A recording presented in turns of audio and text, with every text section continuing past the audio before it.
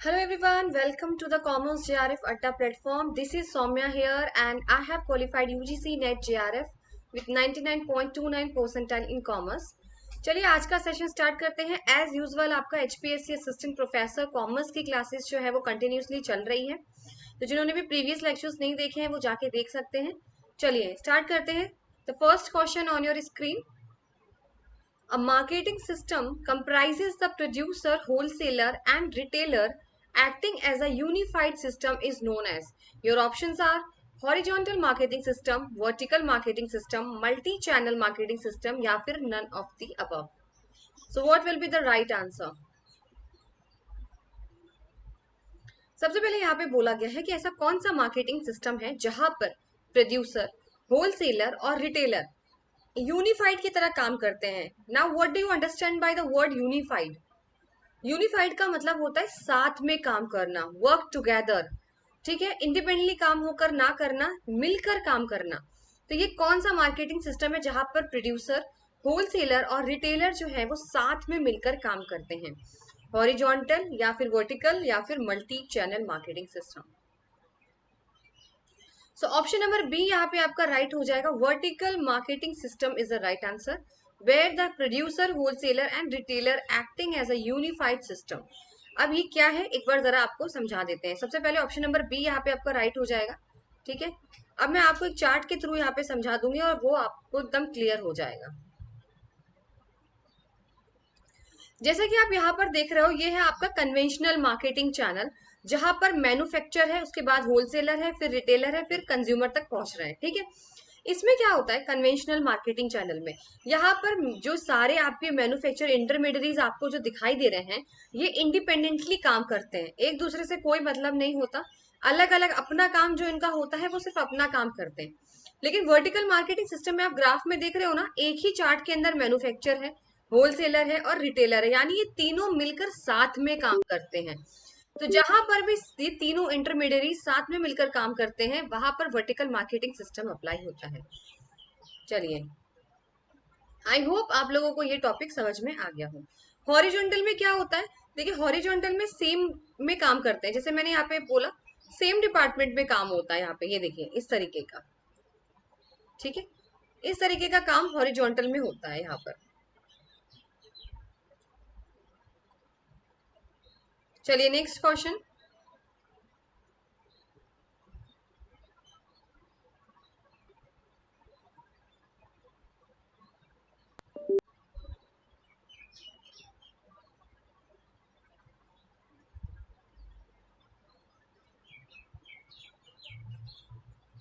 ये मैंने जूम कर दिया है, आप लोगों को क्लियरली विजिबल हो जाएगा.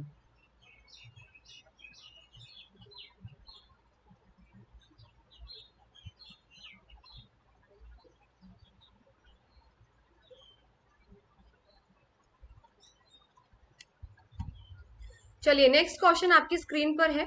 विच one of the following is a direct method of recruitment? Labour unions, consultancy firms, employ referrals या फिर जॉब फेयर्स. सो इसमें ये पूछा गया है कि रिक्रूटमेंट का मतलब आपको पता होना चाहिए. रिक्रूटमेंट का मतलब अगर आप किसी को जॉब के लिए सिलेक्ट करते हैं तो उसमें से डायरेक्ट मेथड कौन सा है? तो सबसे पहले यहाँ पे दो मेथड्स होते हैं, डायरेक्ट और इनडायरेक्ट. अब मैं आपको एक्सप्लेन कर देती हूँ डायरेक्ट मेथड और इनडायरेक्ट मेथड ऑफ रिक्रूटमेंट होता क्या है. देखिए, डायरेक्ट मेथड में क्या होता है, डायरेक्टली जो कंपनी है ना वो कस्टमर के साथ इंटरेक्शन करती है, सॉरी जो आपके एम्प्लॉयज होते हैं जो भी जॉब के लिए आते हैं, ठीक है, उनके साथ कैंडिडेट के साथ डायरेक्टली वो इंटरेक्शन करती है. लेकिन इनडायरेक्ट मेथड में क्या होता है, इनडायरेक्टली आपका सिलेक्शन लिया जाता है, यानी कंपनी और कैंडिडेट आपस में कोई इंटरेक्शन नहीं करते, बीच में कोई एक इंटरमीडियरी होता है जो कि सिलेक्शन करवाता है. ठीक है, तो वो ही डायरेक्ट मेथड है और इनडायरेक्ट मेथड है. अब इससे पूछा डायरेक्ट कौन सा है, तो सबसे पहला ऑप्शन आपका लेबर यूनियन का दिया हुआ है. आपको पता है लेबर यूनियन क्या चीज होती है? अगर वर्कर्स की कोई डिमांड होती है तो एक लेबर यूनियन बना होता है, ग्रुप ऑफ मेंबर्स होते हैं. अगर वर्कर्स की जैसे कोई डिमांड है कि हमारी सैलरी बढ़ाई जाए, फॉर एग्जाम्पल अगर वर्कर्स की डिमांड है हमारी सैलरी बढ़ाई जाए, वर्कर्स डायरेक्टली जो है वो कंपनी के मालिक से जो है वो नहीं मिलते हैं क्योंकि ये इनडायरेक्ट मेथड है. इसमें क्या होता है, जो वर्कर्स की जो डिमांड होती है वो जाके लेबर यूनियन को बताया जाता है कि ऐसे ऐसे हमें अपनी सैलरी बढ़ानी है, और जो लेबर यूनियन है वो जाके कंपनी के जो मालिक होते हैं, ओनर होते हैं, उनके साथ जो है वो वर्कर का डिमांड जो है वो वहां उनके सामने रखा जाता है। यानी आपके जो वर्कर्स हैं उनके बिहाफ पर लेबर यूनियन जो है वो आपकी बात रखती है। तो यहाँ पे डायरेक्ट आप देख रहे हो ना, वर्कर का और जो कंपनी का ओनर है उसके साथ कोई भी इंटरेक्शन नहीं है, बीच में लेबर यूनियन होती है जो सारी चीजें डिस्कस करती है, इसीलिए इनडायरेक्ट मेथड हो गया, तो ये रॉन्ग हो गया। नेक्स्ट है आपका कंसल्टेंसी फर्म्स। देखिए कंसल्टेंसी फर्म्स जो होती है वो एज अ थर्ड पार्टी यहाँ पर काम करती है, थर्ड पार्टी काम करती है डायरेक्टली। ये कंसल्टेंसी फर्म्स आपने देखे होंगे ना, ये भी एक तरीके का थर्ड पार्टी होती है, इनके थ्रू जो है वो आपस में इंटरेक्शन होता है, डायरेक्टली यहाँ पे भी नहीं होता। अब नेक्स्ट है एम्प्लॉय रिफरल्स और जॉब फेयर्स। देखिए एम्प्लॉय रिफरल्स को कहीं ना कहीं डायरेक्ट मेथड ऑफ रिक्रूटमेंट माना जाता है, ये मेरे अकॉर्डिंग इनडायरेक्ट नहीं होता, क्योंकि अगर आपका कोई पुराना एम्प्लॉय काम कर रहा है कंपनी में और वो चाहता है कि अपने कोई रिश्तेदार को या अपने कोई फ्रेंड्स को, कोई रिलेटिव्स को जॉब की जरूरत है, तो वो सीधे बॉस के पास जाता है और कहता है ऐसे ऐसे, वो रिफर करता है, आपको रेफरेंस देता है कि मेरे नोन में एक ऐसा ऐसा है और आप देख सकते हैं। तो ये एक तरीके का डायरेक्ट मेथड ही है। लेकिन कभी भी आप यह ध्यान रखिएगा, क्वेश्चन में कभी भी आपको दो आंसर अगर राइट लगते हैं तो आपको बेस्ट ऑप्शन चूज करना होता है। इसीलिए मैं ये क्वेश्चन लेकर आई, मैं चाहती तो ये यहाँ से हटा के कोई इनडायरेक्ट का ऑप्शन डाल देती, लेकिन यहाँ पे सिर्फ आपको ये समझाने का इंटेंशन है कि कभी भी अगर आपको लगता है कि दो आंसर है तो उसमें से जो सबसे बेस्ट होता है वो आपको चूज करना पड़ता है। लास्ट है आपका जॉब फेयर। अब एक बात बताइए, जॉब फेयर का मतलब आपने सुना है रोजगार मेला, इसमें क्या होता है रोजगार मेले के अंदर, आपने देखा होगा यूपी वगैरह हर जगह पे रोजगार मेले लगाए जाते हैं। यहाँ पर क्या होता है, कंपनीज डायरेक्टली आती है, कंपनीज डायरेक्टली आती है, आपको एड्रेस बता दिया जाता है, वहां पे आप पहुंचते हैं अपना रेज्यूमे लेके, अपना डेटा लेकर, अपना बायोडेटा जो भी रेज्यूमे सीवी लेकर आप जाते हैं वहां पर, और आप डायरेक्टली आपको जॉब मिलती है। वो आपको इंटरव्यू लेते हैं, वही की वही इंटरव्यू लेने के बाद वो है, कई सारी कंपनीज आती है वहां पर और आपका इंटरव्यू लेके आपको डायरेक्ट सेलेक्ट कर लेती है। इसलिए यहाँ पे जो राइट आंसर होगा वो जॉब फेयर होने वाला है, ऑप्शन नंबर डी यहाँ पे राइट होगा, क्योंकि जॉब फेयर में आप बिल्कुल डायरेक्टली जाकर जो है वो अपना सिलेक्शन कराते हो, आप जॉब लेते हो। लेकिन एम्प्लॉय रिफरल का भी अगर ऑप्शन है ना, अगर आपको जॉब फेयर यहाँ पे नहीं दिया होता तो आप एम्प्लॉय रिफरल लगाते।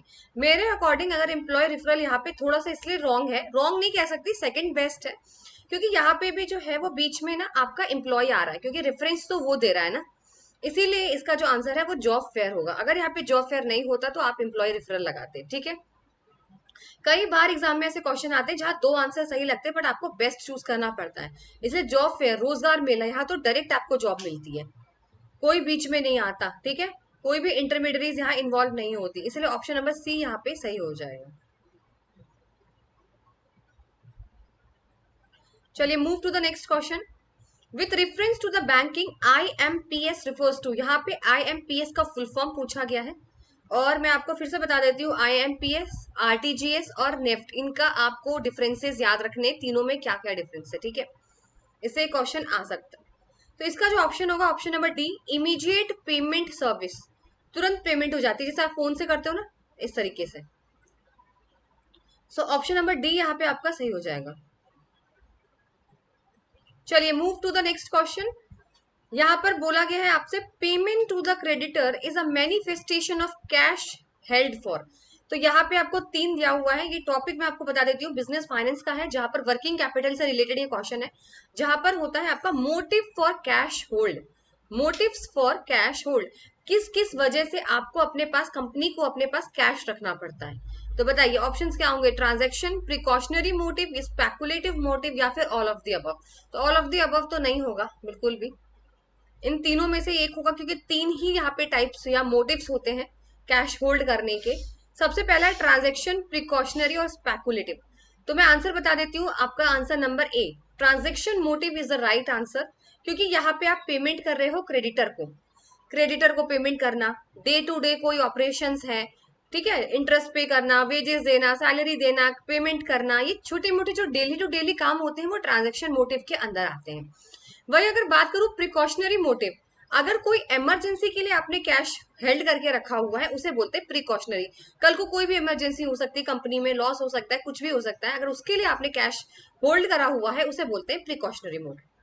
स्पेकुलेटिव का क्या मतलब है? स्पेकुलेटिव का मतलब ये है कि आपके पास इतना कैश आपने स्पेकुलेटिव मोटिव की वजह से रख रखा हुआ है कि आगे चल को अगर आपको कोई ऐसा मौका मिले, कोई ऐसी अपॉर्चुनिटी मिले जिससे आप प्रॉफिट ज्यादा कमा सकते हो और उसके लिए आपको कैश की जरूरत पड़ेगी, तब आपने स्पेकुलेटिव मोटिव यहाँ पर काम आएगा। यानी आगे का अगर प्रेडिक्ट फ्यूचर अगर हम बात करें, फ्यूचर में आपको ऐसा लगता है कि कल को कोई अपॉर्चुनिटी आ गई, कोई ऐसा मौका आ गया जिससे आप बहुत प्रॉफिट कमा सकते हो, लेकिन आपके पास कैश ही नहीं है, तो आप कैसे कर सकते हो?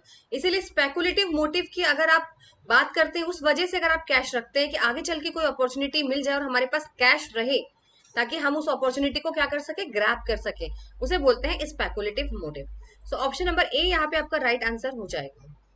मैंने एक एक वर्ड आपको यहाँ पे बता दिया है, इसी वजह से एकदम क्लियर हो जाएगा, कोई भी एक्स्ट्रा चीज नहीं है इसमें बताने के लिए। मेन मेन बस याद रखिए क्या मतलब होता है। एक बार ये आप चार्ट देख लीजिए।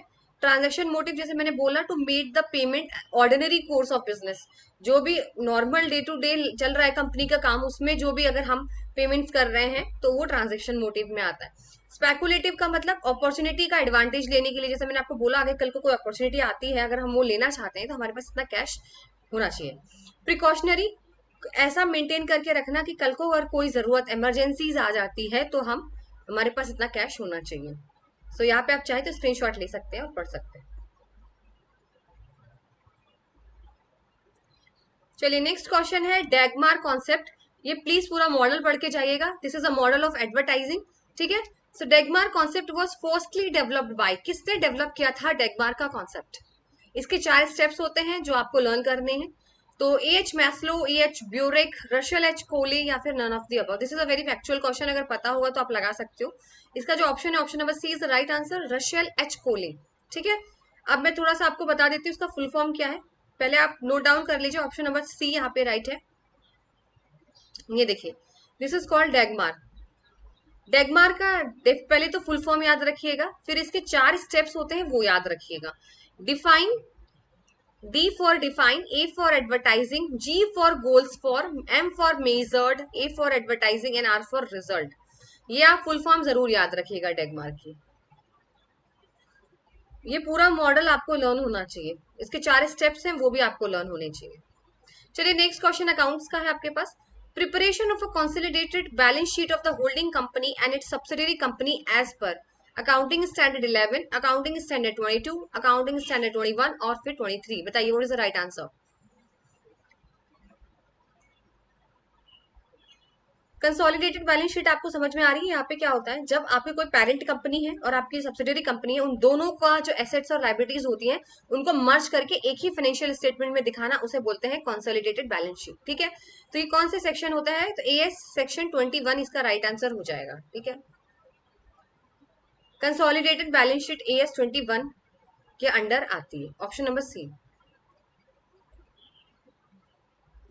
चलिए नेक्स्ट क्वेश्चन, इकोनॉमिक्स का क्वेश्चन है ये आपके पास।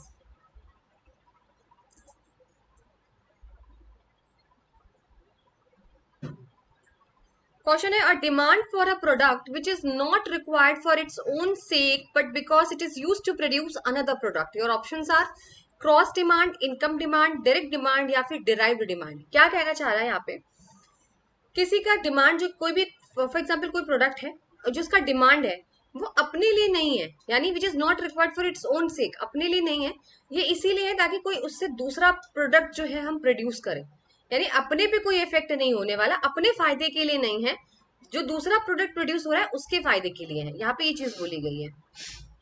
सबसे पहला ऑप्शन है क्रॉस डिमांड। एक बात बताइए, क्रॉस डिमांड क्या होता है? क्रॉस डिमांड का सिंपल सा मतलब है, अगर एक प्रोडक्ट का प्राइस बढ़ रहा है तो दूसरे प्रोडक्ट के डिमांड में क्या फर्क पड़ रहा है, यही तो होता है cross demand. Percentage change in quantity of a good related to the percentage change in the price of particular good, यानी अगर एक प्रोडक्ट के डिमांड्स में क्या चेंजेस आ रहा है उसकी वजह से दूसरे प्रोडक्ट के प्राइस पे क्या चेंजेस आ रहा है। इसके अंदर होता है सब्स्टिट्यूट गुड्स और कॉम्प्लीमेंट्री गुड्स, यानी अगर टी के प्राइसेस बढ़ जाते हैं, चाय के प्राइसेस अगर बढ़ जाते हैं, तो कॉफी की डिमांड क्या होती है, कॉफी की डिमांड बढ़ जाती है। एक प्रोडक्ट के चेंज में आने से दूसरे प्रोडक्ट में क्या चेंज आता है, वो क्रॉस डिमांड होता है। तो ये यहाँ पे तो ऐसी कोई चीज लिखी नहीं है। दूसरा इनकम डिमांड है कि आपकी इनकम जो है उसके बढ़ने से घटने से क्या फर्क पड़ता है, यहाँ पे इनकम से रिलेटेड कुछ नहीं पूछा गया है। तीसरा है डायरेक्ट डिमांड। डायरेक्ट डिमांड क्या होता है, अपने सेक के लिए होता है, क्या होता है, फॉर इट्स ओन सेक, लेकिन यहाँ पे तो लिखा है not, which is not required for its own सेक। पर डायरेक्ट डिमांड तो वो होती है जो अपने फायदे के लिए होती है। मैम अपने फायदे के लिए कैसे? फॉर एग्जाम्पल अगर आपको बाहर का कुछ खाना है, फूड आइटम की डिमांड बढ़ रही है, तो वो आप अपने लिए खा रहे हैं ना। आप कोई मूवी देख रहे हैं, आप अपने एंटरटेनमेंट के लिए देख रहे हैं, फॉर योर ओन सेक, आप अपने अपने फायदे के लिए देख रहे हैं, क्योंकि आपको सेटिस्फेक्शन हो रहा है मूवी देखने से, एंटरटेनमेंट, किसी और चीज पे कोई फर्क नहीं पड़ रहा है। तो that is called direct demand. लेकिन अब क्या बचा है, तीनों मैंने एक्सप्लेन कर दी तो तीनों गलत है। तो लास्ट आपका ऑप्शन है डिराइव डिमांड, ये आपका सही हो जाएगा। अब डिराइव डिमांड क्या होता है, देखिए मैं आपको एक छोटा सा एग्जांपल समझाती हूँ, उससे एकदम क्लियर हो जाएगा। लेबर और प्रोडक्शन की बात करते हैं। अगर आप अपना प्रोडक्शन की डिमांड बढ़ाना चाहते हैं, अगर आप चाहते हैं आप खूब सारा प्रोड्यूस करें, खूब सारे गुड्स प्रोड्यूस करें, प्रोडक्शन बढ़े, तो इसके लिए आपको लेबर जो है उसकी भी डिमांड आपको बढ़ानी पड़ेगी। भाई आपको लेबर्स बढ़ाने पड़ेंगे। अगर आप चाहते हैं कि आप खूब सारा कमाएं, आप प्रोडक्शन खूब सारा प्रोडक्शन करें, तो इसके लिए आपको लेबर्स के नंबर्स को बढ़ाना पड़ेगा।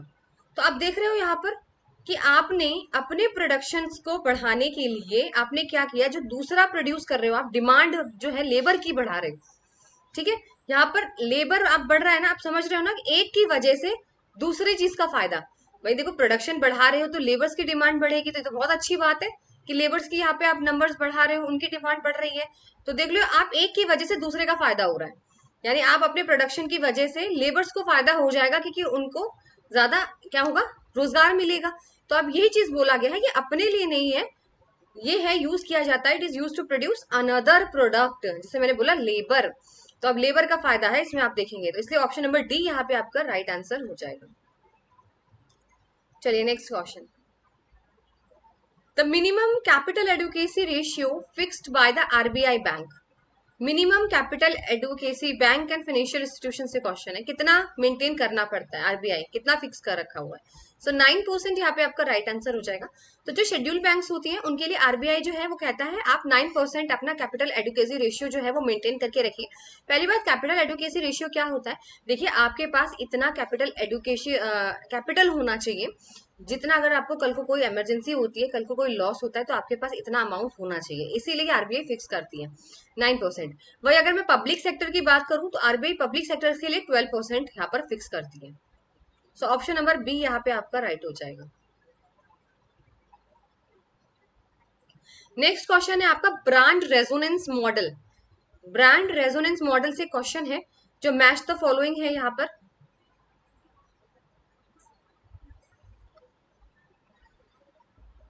लेट मी जूम इट, सो आपको इजिली दिख जाएगा फिर।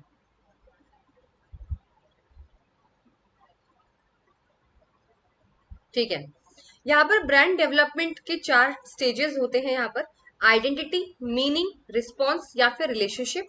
इसके बाद इसके ऑब्जेक्टिव्स हैं जो आपको मैच करने हैं। चलिए वन बाय वन मैच करते हैं, फिर मैं आपको समझा दूंगी पूरा मॉडल। सबसे पहले आइडेंटिटी। आपका एक ब्रांड है पर्टिकुलर, कोई प्रोडक्ट है आपके पास, कोई ब्रांड है, क्या पहचान है उसकी, सीधे सीधे आपकी क्या पहचान है उस प्रोडक्ट की। यानी जब तक आप लोगों को अवेयर नहीं कराओगे अपने ब्रांड की, जब तक आप ये नहीं बताओगे कि लैक्मे जो है वो ब्यूटी प्रोडक्ट के लिए यूज किया जाता है, सेफ है, ये है वो है, जब तक आप अवेयरनेस नहीं कराते तब तक आपकी प्रोडक्ट की पहचान नहीं बनने वाली। सो इसका ऑप्शन आइडेंटिटी का जाएगा option number D, deep broad brand awareness. यानी आपकी पहचान बेटा तभी बनेगी प्रोडक्ट की जब कस्टमर्स को आपके ब्रांड के बारे में पूरी डिटेल पता हो, अवेयर हो वो आपके प्रोडक्ट के बारे में। सेकेंड है आपका मीनिंग। आप मीनिंग का क्या मतलब है, आपका जो ब्रांड है, जैसे लैक्मे मैंने अभी एग्जांपल लिया तो हम लैक्मे लेके चलते हैं, ठीक है, जो ब्यूटी प्रोडक्ट के लिए यूज किया जाता है। तो लैक्मे में क्या बोल रहे हैं, मीनिंग, यानी आपका ऐसा क्या, लैक्मे में ऐसा क्या अलग है जो आपके कंपटीशन या आपके कॉम्पिटिटर से आपको अलग बनाता है, क्या डिफरेंस है, क्या पॉइंट ऑफ पैरिटी, क्या डिफरेंस है, क्या ऐसा है जो दूसरे प्रोडक्ट से आपका लैक्मे हम भाई परचेज करें। तो यहाँ पे हो जाएगा point of parity and differences, meaning का मतलब, यानी क्या आपके कॉम्पिटिटर से, जैसे मेबलिन है और चीजें, इससे लैक्मे क्यों अलग है, क्या ऐसा यूनिक फीचर आपने दिया हुआ है। फिर आता है रिस्पॉन्स। रिस्पॉन्स का क्या मतलब होता है, रिएक्शंस। तो इसका ऑप्शन लग जाएगा बी, पॉजिटिव एक्सेसिबिलिटी रिएक्शंस। अब लैक्मे का क्या इमेज है आपके दिमाग में कस्टमर्स के, क्या रिएक्शंस हैं, भाई लैक्मे के बारे में आपका क्या पॉजिटिव रिएक्शन है कि नेगेटिव रिएक्शन है, क्या रिस्पॉन्स है, ये चीज देखना होता है रिस्पॉन्स में। फिर है रिलेशनशिप। जिसका ऑप्शन होगा इंटेंस और एक्टिव लॉयल्टी। यानी फर्स्ट का डी है, सेकंड का सी है, थर्ड का बी है और फोर्थ का ए है। ऑप्शन नंबर डी सही हो जाएगा। रिलेशनशिप का मतलब, अब देखिए जैसे मैं लैक्मे यूज कर रही हूँ फॉर एग्जाम्पल, तो मेरा अब कनेक्शन हो गया लैक्मे के साथ, मैं कस्टमर हूँ, मेरा लैक्मे के साथ एक कनेक्शन हो गया, एक रिलेशनशिप हो गई है। अब मैं बहुत लॉयल हूँ, कोई भी कंपनी आ जाए, मेबलिन आ जाए, नायका आ जाए, so many brands are there, कोई भी आ जाए, लेकिन मैं बहुत ही कहते हैं ना लॉयल कस्टमर हूँ, मैं तो लैक्मे ही खरीदूंगी। जैसे आप लोग फैंस देखते हो कि मैं तो शाहरुख खान की फैन हूँ, तो शाहरुख खान की ही रहूंगी, कोई भी एक्टर आ जाए कोई फर्क नहीं पड़ता। सो देर इज अ कनेक्शन, आपका ब्रांड के साथ ऐसा कनेक्शन हो जाता है कि आप लॉयल रहते हो अपने ब्रांड के प्रति। ठीक है, सो ऑप्शन नंबर डी यहाँ पे सही हो जाएगा। और मैं आपको चार्ट दिखा देती हूँ जिससे आपको एकदम क्लियर हो जाएगा।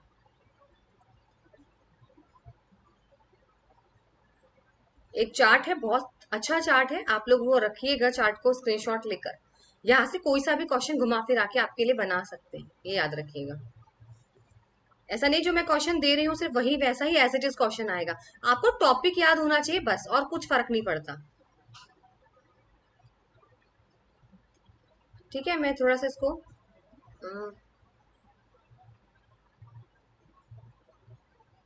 देखिए यहाँ पर क्या दिया हुआ है। सबसे पहले मैंने आपको बोला था ना, who are you means identity, कौन है आप, आपका क्या फीचर्स है, क्या आपकी अवेयरनेस है लोगों के प्रति। फिर हु व्हाट आर यू, आपकी मीनिंग क्या है, कैसा परफॉर्मेंस है आपका, मतलब किस तरीके का आपको ऐसा अलग आप परफॉर्म करते हो कि जो आपका कॉम्पिटिटर नहीं कर पा रहा है। What about you, reaction response, क्या जज है, क्या फीलिंग्स क्या है आपके उस ब्रांड के टूवर्ड्स। फिर लास्ट स्टेप आपका रेजोनेंस, यानी आपका रिलेशनशिप, कि आप what about you and what about me, यानी कस्टमर और प्रोडक्ट के बीच का रिलेशनशिप क्या है। तो ये आप चाहे तो स्क्रीनशॉट ले सकते हैं, वैसे मैंने आपको पूरा समझा ही दिया है। कभी कभी इसके अंदर से क्वेश्चन आ जाता है जैसे salience, performance imagery, judgement, feelings, resonance, तो आप कंफ्यूज हो जाते हो कि ये तो पढ़ाई नहीं है, ये इसी के अंदर है। ठीक है, जैसे कभी अगर वहां से क्वेश्चन आता है तो आप कर लोगे इसलिए, जैसे पूरा चार्ट अपने पास याद से रखिए।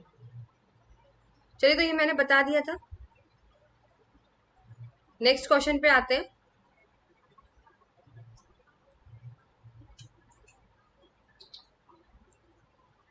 A method in which the company charges a fairly low price for a high quality offering, यानी एक ऐसा मेथड आपको बताना है प्राइसिंग का जहां कंपनी क्या करती है, बहुत ही कम प्राइस चार्ज करती है लेकिन प्रोडक्ट आपको क्वालिटी का प्रोवाइड करती है। ठीक है, कम पैसे पे हाई क्वालिटी का प्रोडक्ट, कौन सा ऐसा प्राइसिंग है जहां पे दिया जाता है।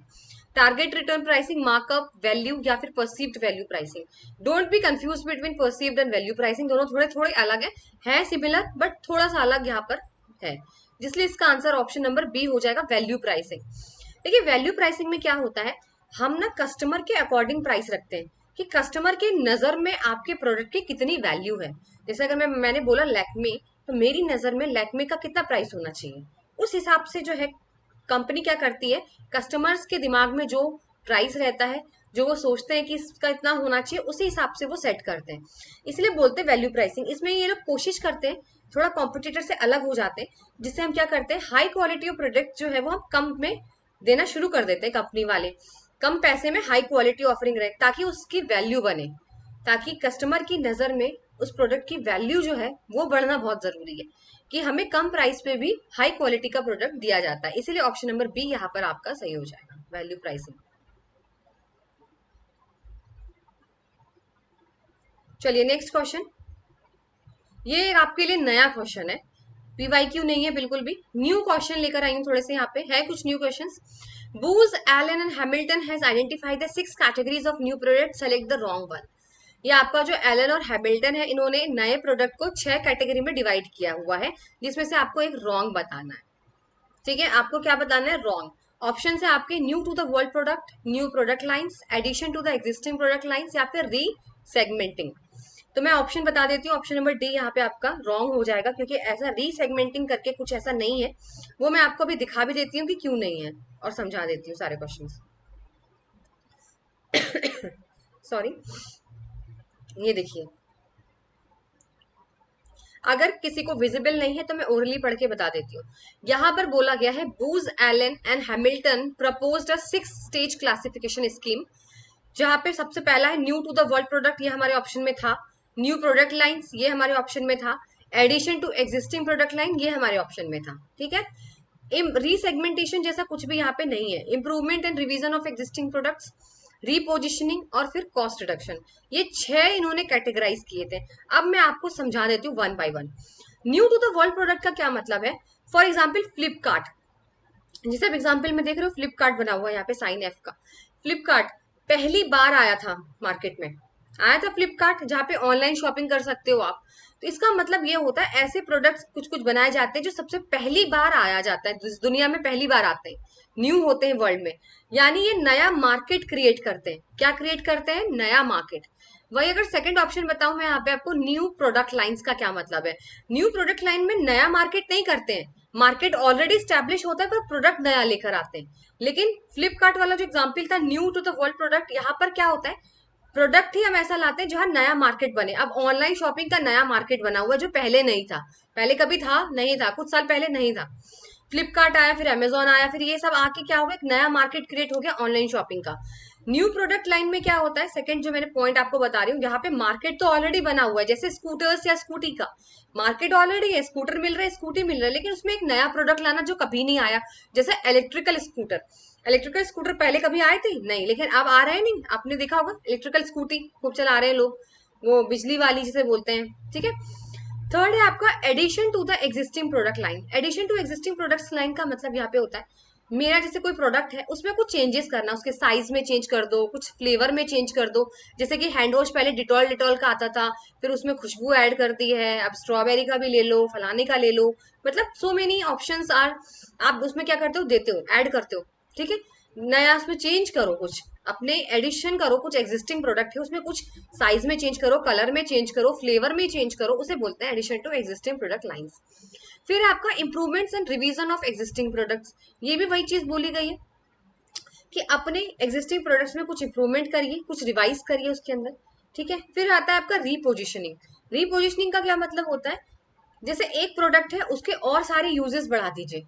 नहीं समझ में आया, एक एग्जांपल लीजिए, कॉर्नफ्लेक्स सब खाते हैं, पहले कॉर्नफ्लेक्स क्या आता था, बच्चों का नाश्ता, बच्चों का ब्रेकफास्ट आता था, कॉर्नफ्लेक्स आता था, नहीं आता था कि पहले बच्चों को स्कूल जाने से पहले कॉर्नफ्लेक्स खिलाइए, बच्चों को भूख नहीं लगेगी, ये ऐड आपने देखी होगी।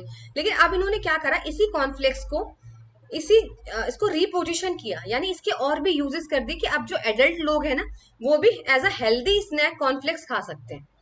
पहले बच्चों के लिए था, लेकिन उसी प्रोडक्ट को रीपोजिशन कर दिया कि अब एडल्ट लोग, जो बड़े लोग हैं, वो भी एज अ हेल्दी मानकर डाइट या हेल्दी डाइटिंग के लिए वो लोग कॉर्नफ्लेक्स खाना शुरू कर दीजिए। अब सब लोग कॉर्नफ्लेक्स खा रहे हैं।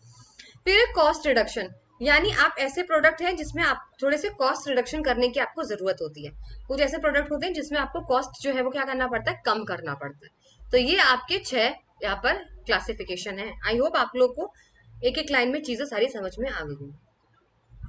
चलिए next question, the process of monitoring and evaluation the nature and the direction of change in the business environment, organisational scanning, environmental analysis, change या फिर मैनेजमेंट, बताइए।